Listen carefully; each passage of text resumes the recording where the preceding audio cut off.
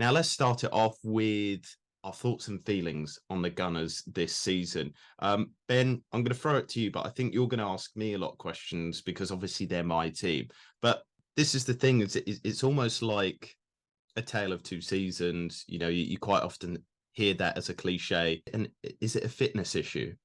Is it because the players are overworked or not being rotated enough or whatnot? Because Arteta has his favourites. And we saw in that end of season period that even after poor results, they weren't rotated out of the side. Or was it fatigue, or was it just kind of bad luck? I mean, what do you think, Ben, in terms of that, in terms of squad management? Yeah, you make an interesting point. I mean, first and foremost, what I would say is, and what I'd like to do is we will be releasing all of the numbers for the last Premier League season, and inherently Arsenal, in terms of their injury burden and the number of injuries that they suffered, they fared very, very well. Very, very favourable numbers. I think they had 22 time loss injuries in the Premier League alone. So that puts them in the top three in terms of where they're at, just to give you a little bit of context around that and how they've done. So that means Mikel Arteta did have that nucleus of his squad and his best players available. But yeah, quite rightly, even when the league was gone, when he's had lost, Mikel Arteta seemed fairly intent on keeping a fairly stable and static starting 11, even when he referenced the likes of Bukayo Saka, who was carrying a little bit of a knock. He mentioned Leandro Trossard. I think there were question marks over Ben White at certain parts of the season when he wasn't quite playing. He was getting withdrawn on a regular basis.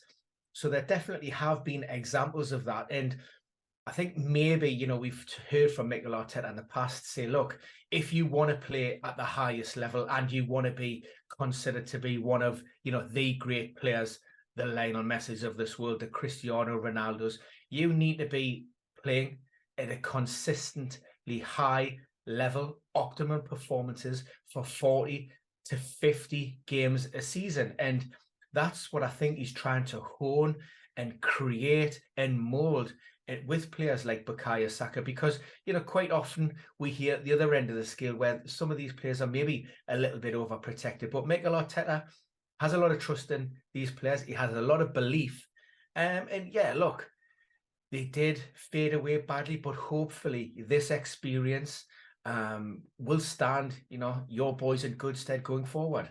The other thing that I wanted to point out then, and you've kind of hinted at it in terms of like the injury situation and trying to give players enough time, trying to give them those amount of games per season, which is totally true of those elite players. But there was a tactical rigidity, which even the likes of Pep, he's wedded to an ideology, even Klopp, that they all have their play styles. They'll tweak it for certain games. They will change it up. And I felt like, right, we had the 2-2 draw with Liverpool. Then we had another draw with West Ham. Then the Southampton game, and you'd question and go, well, maybe some of those personnel need to go out. I think one of the big problems that we saw was Rob Holding just isn't good enough. He's not at that high level. And we had Jakub Kiwior just waiting there, somebody young. Yes, he is young and he's not proven in the Premier League, but we had to try something different. Is it squad depth, Ben? We're looking at a Manchester City team. They've got 2 or 3 players for every position. Even if Haaland gets injured, you've got Alvarez. Even if he gets injured, you can play Kevin De Bruyne as a false 9. They've got so many people for different positions. Is it a bit harsh to kind of say Arteta overplayed players when really there wasn't the personnel there anyway? I think it's definitely an issue. On the back of what we've seen this season, I think that is more realistic. Yeah, they need to strengthen key areas. There's a few players who are potentially touted as leaving, Granit Xhaka being one of those. You can pinpoint the injury to Gabriel Jesus from the World Cup, and yes, Eddie Nketiah came in and done an admirable job. Leandro Trossard also coming in as a false 9. You had Reece Nelson. You had 1 or 2 other players in there, but are those the types of players who are going to consistently deliver at the highest level to get Arsenal over that line? Probably not. So I think, there are definitely some issues and something needs to be addressed. I mean, even if you look at that Nottingham Forest game was a bit of a standout one for me in terms of you need to go to the City ground, you need to get a result, and for the life of me, and I don't know the reason to this day, you can maybe shed some light, but you then go and start Thomas Partey at right back in terms of an Arsenal's perspective, from a Newcastle supporter, of course. Yes, and obviously, as I mentioned at the start, we will be getting to your Newcastle boys in the next video, so check that one out. The other 2 points that I want to talk about up front. Now, Arsenal did have a pretty impressive 18-goal overperformance on XG this season, but I think we could have done better. If you look at the data, Eddie Nketiah and Gabriel Jesus both had big underperformances on XG. They just weren't scoring. We've seen this with Gabriel Jesus. He's a fantastic presser, creator. He's a really good team player, but he just doesn't have that finishing ability. And it was clear in certain games, Eddie Nketiah and Gabriel Jesus could have been shooting all day and they wouldn't have scored a goal. That there's just something in them, that killer instinct. We need probably a 20 plus goal a season striker up there. I don't know who it would be. I don't know what kind of style we would go for. Maybe even somebody just to kind of change things up. Nketiah is obviously a different type of striker to Gabriel Jesus, but do we need somebody more physical? The attacking department of Arsenal, for me, isn't necessarily a priority in terms of, that starting 11, in terms of those first choice players. I think you can maybe there's players who could deputise in certain positions. I thought Emil Smith-Rowe was criminally underused last season. Seems to have got those injury issues remedied following surgery, but wasn't able to sort of break into that first team and play any meaningful minutes. Looking ahead to next season, you look at the performances of Gabriel Martinelli, you would just have to hope that he can, play at that a similar or even higher level, because I think this was a stand up and look at me type of season for the Brazilian. I thought he was fantastic. Bukayo Saka started really well and faded. Martin Ødegaard, superb. So if you've got all of those players on song, and we've seen what Gabriel Jesus can do again when he's 100% fully fit and firing, let's not disregard the impact of that injury. But yeah, look, I don't think there'd be anything wrong in maybe bringing in one or two other players in those areas, not like I say, just to keep those maybe starting four on their toes. I think one of the most impressive things, switching to the other side of the pitch, the defense.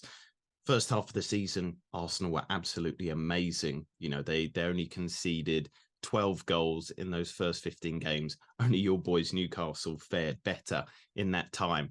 And then again, not to overplay it too much, but there was a real collapse second half of the season. 31 goals conceded, a lot from set pieces. Again, pre-World Cup, Arsenal, one of the best teams at defending set pieces. They really got them nailed. And then all of a sudden, we're allowing them from set pieces, from open play as well. We're allowing higher quality opportunities in terms of the XG per shot conceded. Part of that was obviously down to the injury to William Saliba, but it was problematic before then as well. There were problems. Like I said, there was that Everton game where we lost. There was that game against Brentford where we drew. We started conceding probably a bit too many goals. Brighton, Manchester United both got 2 goals against us as well. What is your feelings on that? Was that purely down to William Saliba and Tomiyasu as well, so that we had to shoehorn in, Rob Holding? Yeah, I think the writing was on the wall almost before that William Saliba injury. I think we commented on podcasts throughout the season, Arsenal defensive record, particularly at home. I think they conceded had 25 goals against, conceded more than Nottingham Forest. I think they had the 7th worst home defense.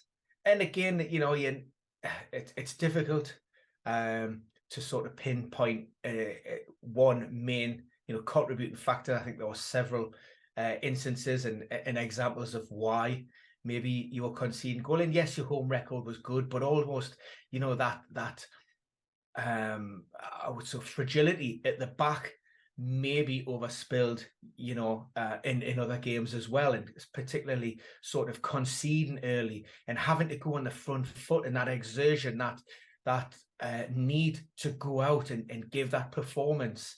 Was it Brighton? I think you conceded early. Southampton, you know, you conceded another early goal, and that's, you know, all of these things, you know, trying to sort of drag yourselves from the depth of going a goal behind early on. Ultimately, there's a price to be paid down the line in terms of, you know, that expenditure of energy. You factor in the injuries to Zinchenko, you know, numerous sort of muscle problems, in particular that calf.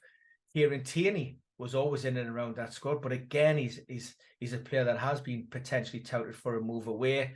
I'm not sure if his time at the Emirates is now up. On the right-hand side, Tomiyasu, his ongoing injury problems meant that, yeah, maybe, you know, Mikel Arteta had to persist a little bit with Ben White, maybe when he wasn't 100%. And then, of course, you know, as you touched upon it before, Rob Holding coming in, where, you know, we've seen it before with Rob Holding. You know, there's nothing new to learn from his performances. Now, that's why I was a little bit maybe surprised as to why Mikel Arteta, you know, went with him for so long when, you know, there were certainly other options available to him.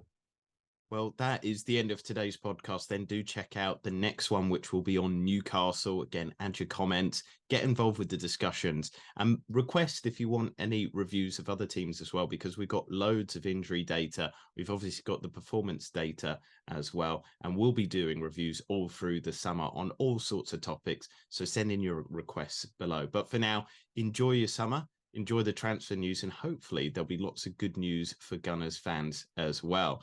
Cheerio for now.